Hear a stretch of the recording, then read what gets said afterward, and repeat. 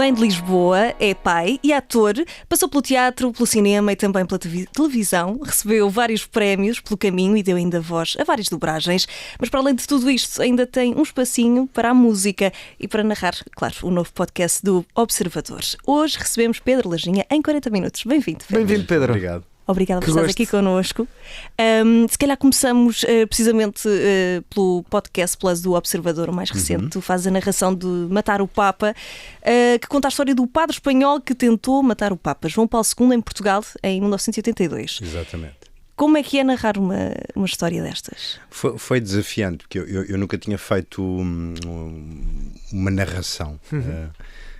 Principalmente uma narração com esta extensão de são 6 episódios e portanto foi encontrar o tom, foi o primeiro desafio, e depois é manter a coisa interessante, estar a contar dinâmica. uma história como se participasse nela. Portanto, foi desafiante.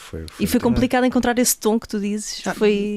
Não, claro que fazemos algumas tentativas, sim. Depois gravamos e depois eles ouvem e percebem, não, olha, se calhar era melhor fazeres isto mais assim. Fomos então, muito essas chatinhos. Afinações, não, é normal, é normalíssimo. Claro. Olha, tu já tens essa experiência também das dobragens, não é? A experiência, no fundo, de estar numa cabine a gravar num estúdio. Foi muito cansativo, tendo em conta que lá está, são 6 episódios. Sim, quem conhece os nossos Podcast Plus... Menos de meia hora não exatamente, tem. Não são episódios propriamente pequeninos. Muito cansativo, muito exigente em termos... Sim, são sessões, eu não me lembro já, mas acho que foram para aí umas 3-4 horas, sessões de 3-4 horas e...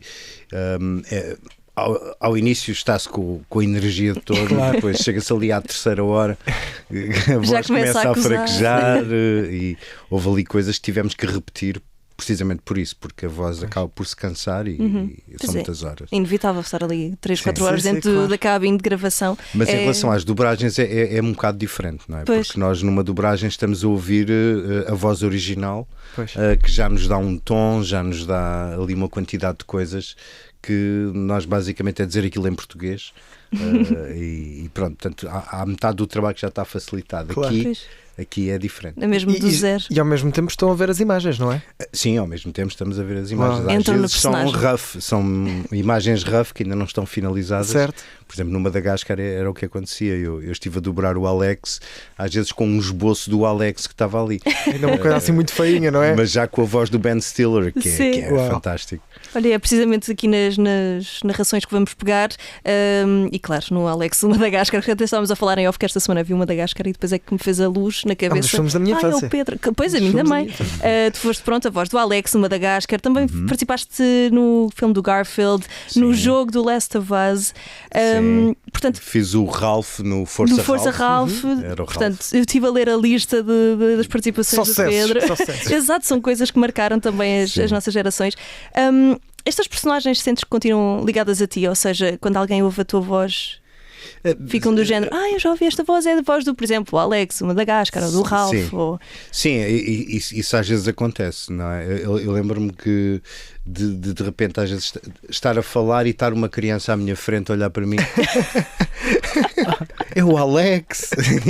Tão fofo. Mas pronto, é mais das pessoas identificarem às vezes a voz do que nós acabamos por não ficar com nada dos personagens. Claro que sim. E sentem isso, ou seja, tu no teu caso sentes que acabas por marcar mais ou menos uma geração, porque há um grupo de pessoas, como nós, por exemplo, que cresceram a ver o Madagascar mais do que uma vez, e o 1, o 2, o 3, e foram crescendo. Tu notas isso também? Eu senti quando fiz o Madagascar, quando fiz logo o primeiro, eu senti logo que era um filme que já vinha romper um bocadinho com a maneira como se fazia filmes de animação. Portanto, já havia aqui uma tendência para fazer filmes de animação para os pais. Certo. Não é? Portanto, porque as mensagens que estão lá levam os filhos ao cinema. E o Madagascar, eu sentia que havia ali quase uma influência do Woody Allen. Todos tinham problemas existenciais, era ali uma coisa muito engraçada e tive imenso prazer em fazer parte disso. Quem é que era o vosso gangue? Era o Bruno Nogueira? Era o Melman. É o Melman. Sim, a Glória. O Rui Braz é o Marty. O Marty. Sim, e a Glória era a Leonor Alcácer. Incrível. Sim. Que elenco. E no primeiro eram os gatos fedorentos que faziam Sim, os pinguins. Os pinguins, exatamente. E então, e estavam todos juntos nas dobragens? Não, isto é tudo gravado individualmente. Sim. Pena, porque senão todos mesmo juntos. portanto nas cenas em que vocês estavam como gangue, não é? Sim, os mas animais é estavam tudo sempre gravado à parte. Cada um grava a sua Se não parte. perde um bocadinho a magia. Eu também pensava que sim, mas não. Mas não, a coisa funciona. Também temos grandes profissionais a fazer direção de atores, temos portanto a coisa funciona. Pois sim. E depois no final, quando o filme sai, seja o Madagascar, qualquer filme que tu fazes a dobragem, quando o filme vai para a sala de cinema ou quando vês em casa, tu consegues ver o filme. Não sei, para nós é normal porque estamos a ver um filme, mas Sim. para ti estás a ver um leão com a tua voz, não é? Sim, mas pronto. Consegues desligar-te Sim, disso? consigo, claro. Aliás, quando fazemos o primeiro visionamento do filme, que normalmente é na antestreia, é sempre uma surpresa, porque quando estamos a dobrar, nós não temos acesso ao filme todo. Vemos só as partes que dobramos. Pois, certo. Portanto, de repente, vês tudo junto e é puzzle todo muito montado, engraçado. não é? É muito engraçado. Muito bem. Olha, que conselho ou truque é que darias a alguém que estivesse interessado assim a começar a fazer dobragens? Fazer dobragens.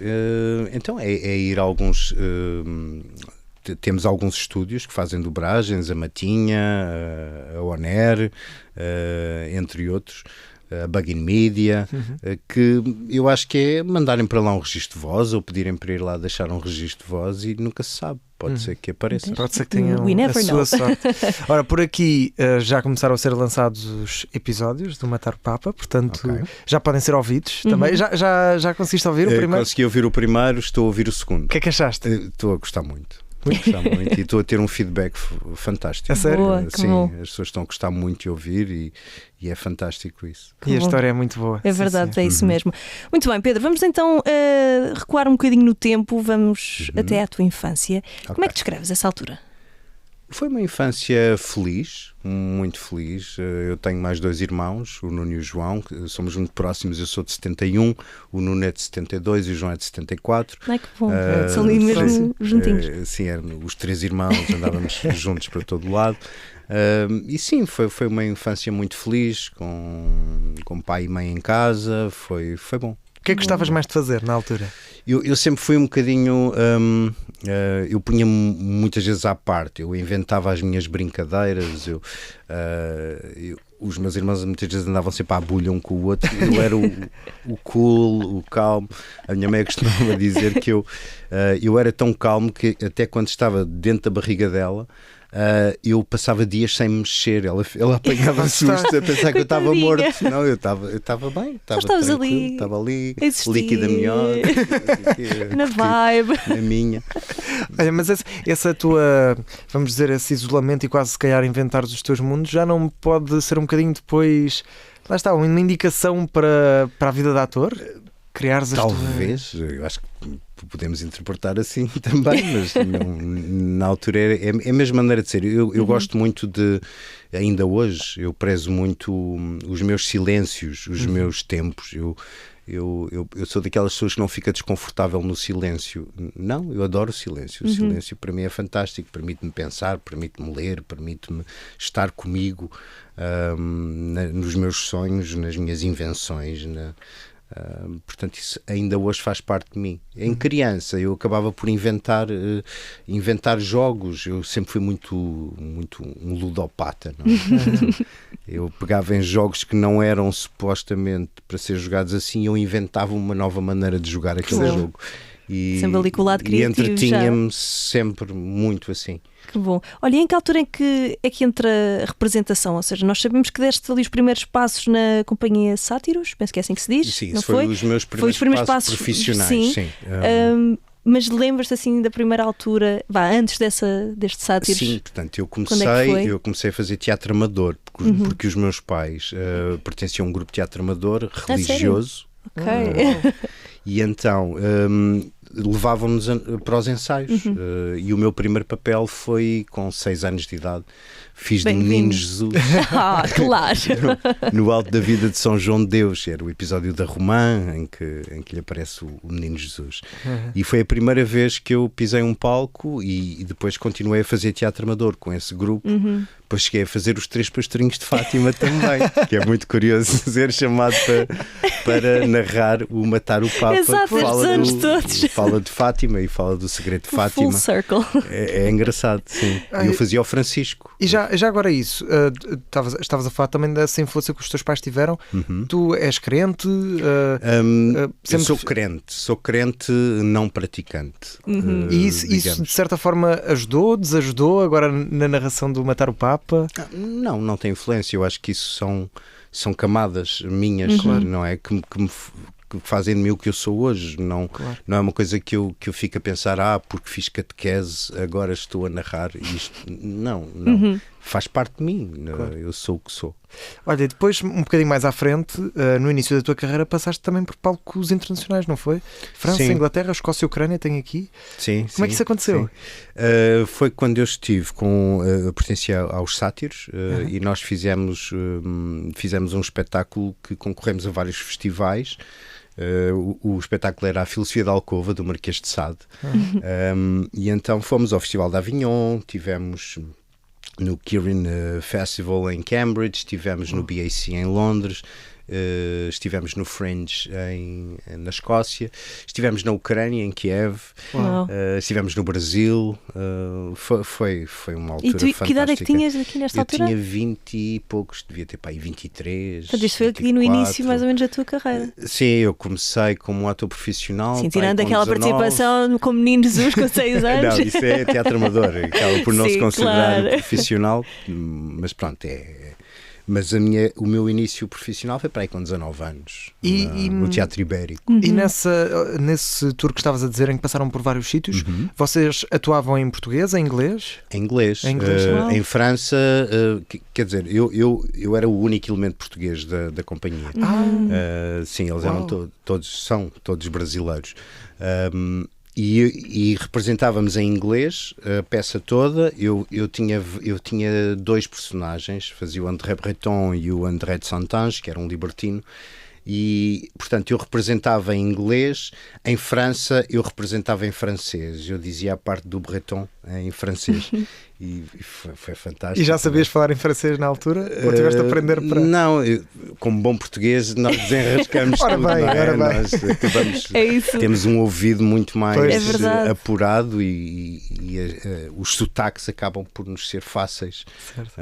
E portanto passava quase por francês. Eles iam falar francês comigo e eu sorrir e assinar o Willy Baguette. Sorrir e assinar. Exatamente. Claro, mas olha, como é que foi a recepção do público? Sentes muitas diferenças entre o público português, o público francês? Estamos a falar em ambientes de festival, não é? Portanto, as pessoas vão lá mesmo para... E depois era um espetáculo que a Filosofia na Alcova é altamente controversa. Havia nudez em cena, havia simulação de sexo em cena. Portanto, era um espetáculo um bocadinho controverso, portanto, atraía todo o tipo de público. Na Escócia foi muito engraçado porque nós tivemos lá uma senhora que era a Mrs. Knox, que ela era provedora da moral e dos bons costumes, uma senhora daquelas todas, vetinho, toda solteirona de 60 e tal anos. E que tentou, que foi para os jornais dizer para as pessoas não irem ver o espetáculo. Porque era um atentado à moral, ao pudor, não sei o quê. Só que aquilo teve o efeito exatamente contrário. Assim, dizem que todo o marketing é bom marketing. Teve o efeito contrário, porque estivemos sempre com sala cheia, tiveram que pôr filas adicionais para o espetáculo. Incrível. Depois tivemos o outro lado, que tivemos escolta policial sempre do teatro para casa e de casa para o teatro, porque... para nos proteger e para ver se o nosso comportamento conferia com aquilo que a senhora dizia de nós. Portanto, foi uma experiência fantástica, não é? Foi incrível. Anos intensos, então. Sim, é verdade. Olha, Pedro, tu foste encenado por nomes como José Wallenstein, António Feio, enfim, uma vasta lista. Sim. Para ti, quão importante é o papel de um encenador na prestação de um ator? Um encenador, um diretor, um realizador tem uma função primordial, porque os atores, em geral, não é? Claro que há casos e casos, gostam de ser dirigidos, não é? Portanto, a direção que o encenador, que o realizador dão ao nosso personagem é mais um elemento de composição para nós. Portanto, não é só o texto. Portanto, o texto, eu posso ler um texto, fazer uma interpretação dele, que tu, se fores encenadora, não vês aquilo daquela maneira. Certo. Portanto, e eu tenho que ir ao encontro daquilo que tu queres que eu faça.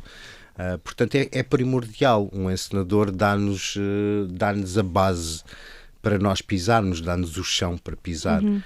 Depois, a maneira como voamos, isso já é responsabilidade nossa, claro. Mas a sustentação que um encenador, que um diretor, que um realizador dá são fundamentais. Funcionam ali quase como um maestro, não é? Sim, são uma orquestra, isso que também. É uma peça, não é? Exatamente. A Filipa disse aqui 2 nomes, o Wallenstein e também o António Feio. Sim. Foram dos mais marcantes na tua carreira? É sempre difícil nomear, vários, não é? É difícil nomear, portanto, porque cada espetáculo tem o seu quê especial. Lembro que o espetáculo que fiz com o Wallenstein foi no antigo Teatro Aberto, na Praça de Espanha, e foi fantástico. Era uma coisa muito juvenil, muito divertida de fazer, muito geracional, e foi fantástico. Adorei ser dirigido pelo Wallenstein. O António Feio é outra coisa completamente diferente. O António Feio já era um espetáculo de comédia, alta comédia, foi no Vilaré, e foi fantástico. O António Feio era além de ser um encenador fantástico, era um ator de comédia maravilhoso, uma pessoa com uma inteligência muito grande e uma generosidade muito grande. Nunca senti menosprezado ou minimizado por ser mais novo, por ter menos experiência. E esse espetáculo que fiz com ele até foi muito engraçado, porque o meu personagem era um personagem pequenino que entrava e era ali uma coisa de comédia, era um comic relief, quase. Comic relief, estava procurando a palavra. Só que era caracterizado por uma gargalhada. Ele tinha que ter uma gargalhada específica, mesmo específica. Tinha que ser uma coisa histérica, exagerada, mas curiosa. Muito divertida. Consegues também. Replicar a gargalhada? É coitadinho do Pedro agora. E então, eu andei ali durante 2 meses de ensaio a experimentar a gargalhada. Experimentava. E o António virava-se para mim. Ainda não é isto. Ainda não é isso. Eu, ok. E aquilo estava-me já a prejudicar no desenvolvimento do personagem, porque a gargalhada, todo o personagem estava agarrado àquela gargalhada. Pois. Até que houve um dia que eu vim com uma gargalhada que era uma coisa tipo, que eu começava em...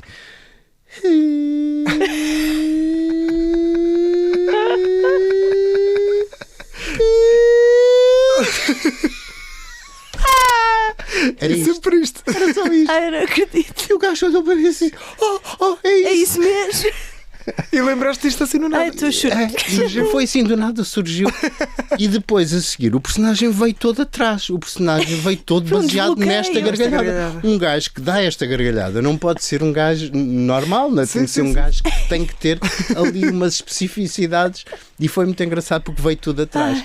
E era muito engraçado quando estava a fazer o espetáculo, quando eu começava a fazer já estava tudo a rir, o público todo já sabia o que é que vinha a seguir. Muito bom. Deus. É muito giro. Mas pronto, já trabalhei olha, já estou a chorar a rir. Com encenadores fantásticos. Tenho que salientar o João Lourenço, do Teatro Aberto, com quem já trabalhei várias vezes, que é, além de ser um homem com uma cultura acima da média, uma pessoa com muita história já no nosso teatro, no Teatro Nacional, e tive a honra de fazer já vários espetáculos por ele. Sim. Muito bem. Eu não sei se isto já te aconteceu, possivelmente sim, mas como é que se recupera, como é que se dá a volta quando se esquece das falas durante uma peça? Já te aconteceu? Já. Eu acho que já aconteceu a todos os atores. não só atores, até músicos, às vezes esquecerem-se da letra. Claro. Não é? Isso até como cantor já me aconteceu, de esquecer-me a letra e cantar em russonhês. Uma língua inventada. E as pessoas acompanham também nesse canal. Sim, as pessoas não topam. Dizem, Então, o som está um bocado mau. Não, o gajo esqueceu-se mesmo da letra. Mas pronto, uma branca é como nós lhe chamamos, que já me aconteceu que aquilo às vezes são 10 segundos, mas parece 1 minuto, 2 minutos. Ai, que pânico. Em que de repente perdes a noção total de onde estás, o que é que vais dizer, em que altura da peça vais. É muito complicado. Ainda por cima sabendo que há ansiedade, pessoas a olhar para Deus. vocês, Sim, não é? mas aí acabamos por contar muito uns com os outros, não é? Portanto, nós estamos... O problema é quando isso acontece num monólogo, não é? No monólogo por acaso já fiz e não me aconteceu. Mas... Bater na madeira. Não, nunca me aconteceu. Mas quando estamos em cena, às vezes acontecem essas coisas e o colega tem que estar lá para nos ajudar. Eu já me aconteceu ajudar colegas nisso, em que ele se esquece do texto e eu percebo que ele se esquece do texto, então ele esqueceu-se do texto, então dei-lhe um bocadinho da fala dele, dei-lhe a minha e dei-lhe um bocadinho da dele e ele, Aí já consegue sabe. pegar. Faz sentido. Bem, mas eu acredito que Sim, 3, mas é preciso 5 algum segundos sangue de frio. branca pareçam Sim, quase uma hora, não é? Sim, Que horror. Sim. Meu Deus. Olha, tu acabaste por dar o salto para a televisão em 1998, se não me engano, estreaste no teu papel no Médico de Família. Foi fácil essa passagem para a televisão? Que diferenças é que sentiste? Há muitas diferenças. Ao início estava um bocado ansioso, um bocadinho sem saber como fazê-lo. Mas depois a televisão tem muitas vantagens. Por exemplo, no teatro nós temos que fazer às vezes tudo um bocadinho maior, não é? Para a pessoa que está na última fila nos ouvir e perceber o gesto, perceber a linguagem corporal. Em televisão é exatamente o contrário, é tudo em pequenino. Portanto, eu não tenho que falar cá para cima, Nem gesticular os gestos, não tenho que se eu gesticulo muito, se eu faço muitas expressões, fica muito estranho no ecrã. Sim. Portanto, é mandar para o lado contrário do teatro. Mas pronto, depois tudo o que vamos fazendo, vamos repetindo, vamos aprimorando. E ainda hoje, sempre que faço um trabalho, acabo por aprender mais qualquer coisa. É um work in progress. Portanto, Claro. é por aí. É isso A mesmo. televisão, nesse sentido, será mais aproximada, talvez, daquilo que é a realidade, não sei, os gestos, as falas. Sim, como o cinema, não é? Portanto, e tens a câmara mesmo ali em cima de ti, claro. não é? Portanto, podes fazer um pormenorzinho que em teatro ninguém vai ver, Claro. a câmara vai ver. E podes usar isso a teu favor. Deves usar isso a teu favor. Sim, claro. Houve algum papel, aqui neste caso olhando mais para a televisão, mas também abrindo o leque ao teatro, ao cinema, houve algum papel que te marcou mais, ou que sentiste também, por exemplo, que passaste a ser mais reconhecido pelo público? Aquele papel que foi o estalar para... Sim. Em teatro foi evolutivo, não é? Portanto, à medida que as pessoas foram me vendo mais vezes, foram gostando do trabalho e felizmente algumas foram repetindo e foram procurando mais espetáculos onde eu estou para me verem. Na televisão já fiz muitos personagens, há uns que já nem me lembro que fiz, há outros que me marcaram. Há um que me marcou muito, que foi quando eu fiz o Dom Pedro no Pedro Inês, Sim. uma série da RTP. Eu lembro muito bem dessa. Foi fantástico. Eu sempre fui muito de romances medievais, eu sempre adorei, eu era o gajo que lia As Brumas da Avalon, da Marion Zimmer Bradley. Então foi escolhido a dedo. Bernard Cornwell, Stephen Lawhead. Portanto, eu sempre fui o gajo da história Que bom. sempre gostei muito desse lado de quase fantasista da Idade Média. Portanto, de repente fazer um rei tão marcante como o Dom Pedro foi para mim um privilégio, e ainda mais nós fizemos em locais mesmo, em castelos. Eu cheguei a fazer um monólogo, o monólogo final de defesa do meu personagem, para mim, mesmo na capela mesmo no Mosteiro de Alcobaça, na nave central, bem, com o túmulo do Dom ali... Pedro de um lado e o túmulo da Dona Inês do outro. E foi impressionante, porque eu antes fui fui ao túmulo do Dom Pedro antes de fazer a cena, já tínhamos marcado e não sei o quê. Era uma cena ainda grande, era um monólogo grande, muito emocional, e para mim era a defesa do personagem. E eu fui ao túmulo e disse: espero defender-te bem. Uau. E fui fazer a cena. Meu Deus. Opa, foi impressionante. Eu fico à primeira. Parecia que ele estava ali comigo. Oh, meu foi Deus. Assim, foi uma energia tão grande, tão intensa, tão poderosa, que eu basicamente surfei a onda, não é? Eu deixei-me ir. E isso foi fantástico. É impossível ficar indiferente. Há personagens que nos marcam por momentos desses. Às vezes nem é os assuntos, é a intensidade com que tu os sentes. É mais isso. E este foi sem dúvida um desses casos. E tu costumas fazer muito isso, ou seja, neste caso já lá estavas no mosteiro, não é? Mas quando te atribuem um personagem, neste caso talvez um personagem mais histórico, mais biográfico, sim. Tu costumas ir aos sítios, tentar passar pelos mesmos sítios onde se passa a história, tentar lá estar a viver, sentir o personagem? Sim, eu acabo por fazer um trabalho de pesquisa grande e curiosamente na altura eu percebi que não havia muita coisa sobre o Dom Pedro, porque o Dom Pedro acabou por ser um rei.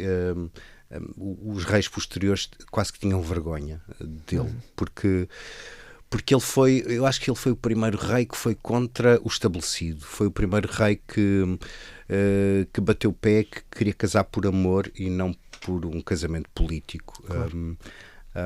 Claro, era um homem da Idade Média, portanto brutal em muita coisa, mas percebi que realmente há muita falta de informação. Mas sim, faço muita pesquisa. Tento conhecer o máximo possível do personagem, dos locais onde andou, e tentar resolver aquilo que não me vem nos livros, não é? Tentar resolver o porquê é que ele agiu assim, porquê é que ele optou por isto, essas questões eu tenho que as perceber para depois poder defendê-las bem. Pedro, tu já passaste teatro, fizeste séries, novelas, filmes, tudo. Qual destes registros é que tu achas que é o mais desafiante, por assim dizer? Claro que há desafios em todos, são todos, acabam mas por ser todos não de tens alguma mesmo... forma. São todos. Claro. É difícil dizer isto é mais fácil que aquilo. Sim, porque um pode ser mais desafiante num aspecto, depois o outro... Sim, e tem a ver com a maneira como tu encaras o trabalho, não é? Porque se tu encaras o trabalho como quem vai à praia, vou apanhar um bocadinho de sol, vou dizer isto tudo da mesma maneira. Claro. Há quem o faça e pronto. E a coisa é o que é. Mas eu não vejo as coisas assim. Eu tenho que estar dentro, eu tenho que sentir aquele sofrimento para o representar. Quer dizer, não levo nada para casa, não é? Não fica, eu hoje chorei a morte do meu filho, não vou para casa horas na cama agarrado ao travesseiro. Não, isso eu já... Mas contagia o teu dia? Agora já não. Já consegues fazer essa separação? Sim, ao início acontecia. Eu às vezes ficar com coisas dos personagens, coisas que eu até gostava de as sentir e de as dizer daquela maneira e de repente ficava. Hoje em dia já não. Acho que já não trago nada para casa nesse sentido. Olha, há pouco estavas a falar dessa paixão que tens pela parte mais histórica, até pela parte medieval quase. Sim. Recentemente participaste na Feira Medieval da Torre de Moncorvo, em que, portanto, na série fizeste o papel de Dom Pedro, aqui fizeste o papel de Dom Dinis. Dom Dinis, do avô dele. Exatamente. Portanto, do avô. A minha questão é para quando a Pedro Lajinha a fazer o papel de Dom Sancho, Dom Afonso Henriques e quem sabe Dom Carlos e percorrermos. Não, eu tenho feito recriação histórica porque eu na altura do Pedro Inês eu conheci o mestre João Maia da Espada Lusitana, e na altura foi ele que me coreografou as cenas de luta. Foi ele que me deu as primeiras aulas de esgrima medieval, que é diferente da esgrima olímpica e das outras esgrimas. E depois voltei a encontrá-lo em Santa Maria da Feira, na viagem medieval, bastantes anos mais tarde, e fiquei de ir ter com ele para começar a praticar outra vez esgrima, porque era uma coisa que eu gostava muito. E depois, em 2016, comecei a praticar esgrima de novo e comecei a ir com eles a feiras medievais, em Tomar, já fiz muita coisa em recriação histórica e eu adoro, é tão fixe estar ali já fiz torneios medievais. Uau! Já com cota de malha em cima, que são 20 e tal quilos. Pois era, isso que eu ia dizer, muito pesado. Mas nessa parte também é uma interpretação ou é mesmo uma competição? É espetáculo ao vivo. Sim, é coreografado. Coreografado, é ok. tudo coreografado. Ok. Portanto, aquela luta que eu estou a fazer com aquele gajo é ensaiada meses e meses e meses. Uau. Mas para lhe dar realismo, para as pessoas pensarem. Ai, coitado. Não, aquilo é tudo coreografado e é tudo seguro. É raríssimo haver acidentes. Mas isto tem-me permitido, como ator, fazer coisas que eu não consigo fazer cá, pelo menos, que é filmes históricos, filmes que não há muito, infelizmente. Espero que haja, mas hoje em dia, da maneira como é tudo tão sensível, eu acho que já nem a nossa história podemos contar, não é? Já nem pronto. Achas que, por exemplo, agora com esta abertura, por exemplo, das plataformas de streaming, não é? Sim. Netflix, HBO, que não havia esse mercado em Portugal para temos tanta história, não é? Para talvez. É preciso alguém lutar por isso, e nem que seja por coproduções. Claro. Nós temos história que nunca mais acaba. Claro.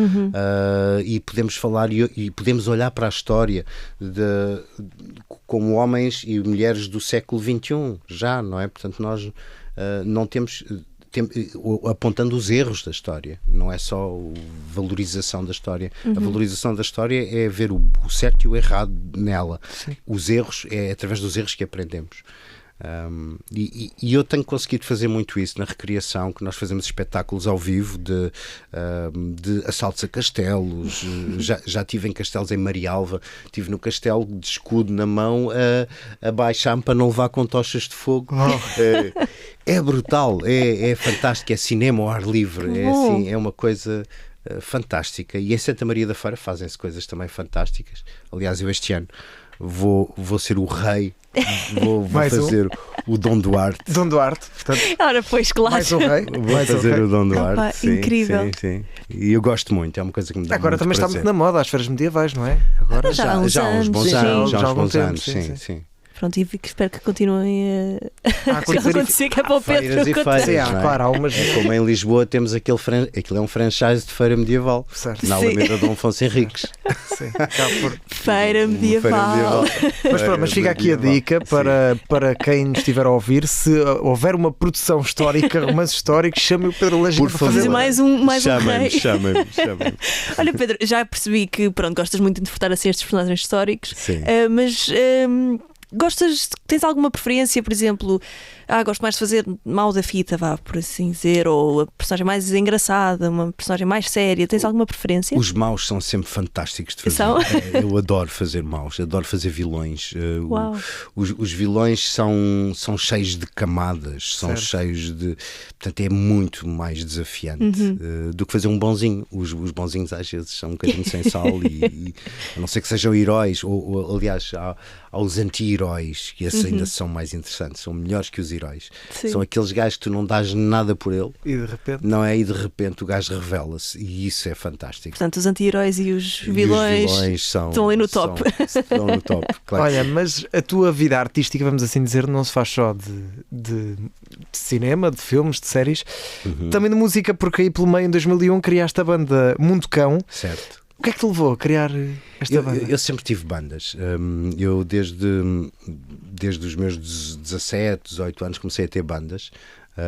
Bandas de originais. Depois tive uns anos a fazer covers. Antes dos covers tive uma banda que era uma banda gótica, que eram os Noblesse Oblige.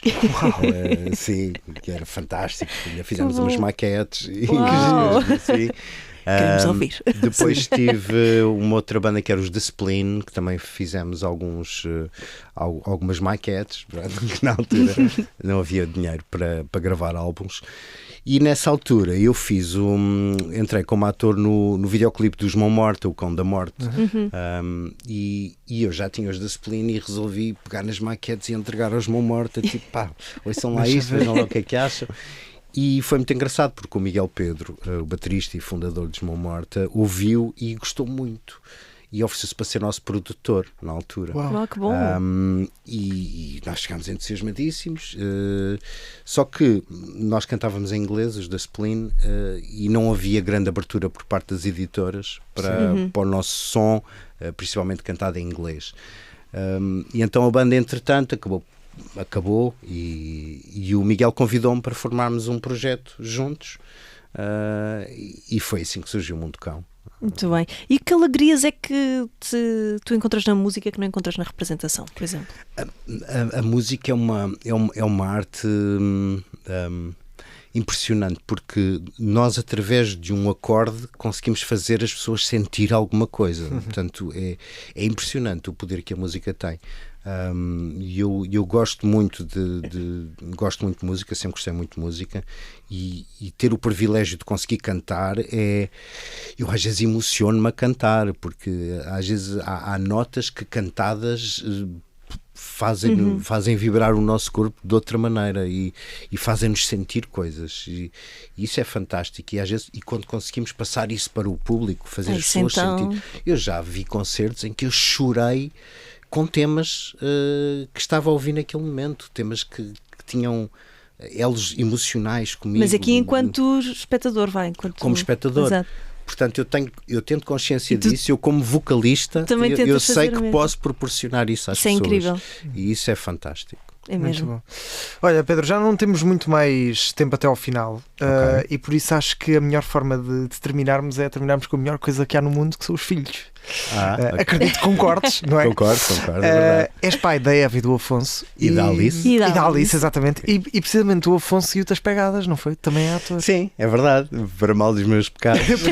Normalmente os pais dizem sempre isso, não é? Não, foi o Afonso sempre cresceu com este, a ver o pai a ser ator, a acompanhar tudo. Cheguei a levá-lo para estúdios, acompanhou-me muitas vezes, não tinha com quem o deixar, e ele ia comigo. E o Afonso nunca mostrou grande interesse na coisa. Depois, de repente, ele chegou ali numa altura de impasse, que estava no 11º para o 12º, em que não estava muito contente com o curso que tinha escolhido, e ele estava na altura no Liceu Camões, que tem imensas coisas, tem 2 grupos de teatro, tem grupo de fotografia, tem grupo de literatura, pelo menos na altura tinham. E eu disse-lhe, pá, então experimenta. Vê se gostas. Experimenta. Não, mas não vou ser ator. Experimenta. Experimenta, pode ser que aquilo te faça sentir. E olha agora. E ele chegou a casa, pai, é mesmo isto que eu quero fazer para o resto da minha vida. Eu, pronto, lá vou ter que trabalhar até aos 80. Ele pede dicas. Sim, é normal claro. Que há questões, não é? Porque na representação muitas vezes temos questões, chegamos ali às vezes em impasses criativos, que estamos... Opá, eu não consigo entender este gajo, quer dizer, ele faz isto, ele diz isto e não sei o quê, mas isto não bate a bota com a perdigote. E depois eu tenho mais experiência, acabo por lhe dizer, opá, mas e se olhares assim? E se vires isto neste ponto de vista? E olha, não penses nisso agora. Amanhã, pensa nisso. E gostavas de... Ou vai beber uns copos com os amigos e depois depois vais olhar com outra perspectiva, não é? E gostavas de fazer alguma coisa com ele? Adorava. Trabalhar em família. Adorava, gostava mesmo de... E tivemos uma oportunidade numa novela que eu fiz, que era o Sangue Oculto, em que ele entrou, mas não contracenámos uma vez só. Mas isso chegou a acontecer, portanto. Aconteceu, bom, mas não foi nada de... Não houve assim grandes conversas dos 2 personagens. Mas adorava participar, conseguirmos um dia fazer um trabalho juntos. Quem sabe um como Dom Afonso Henriques e o outro como Dom Sancho primeiro? Por exemplo. Pode ser. Por exemplo. Exato, vamos esperar que sim. Olha, Pedro, infelizmente não temos tempo para mais. Gostava de te agradecer por ter estado aqui connosco no 40 Minutos desta semana. Nós voltamos no próximo fim de semana. Não esquecer, exatamente, de ouvir o Matar o Papa. Atenção, não é não esquecer matar o Papa. Que horror. Não esquecer ouvir matar o Papa. Exatamente. E com a voz do Pedro Lajinha. Pedro, muito obrigada por ter estado connosco. Obrigada. Até para a semana.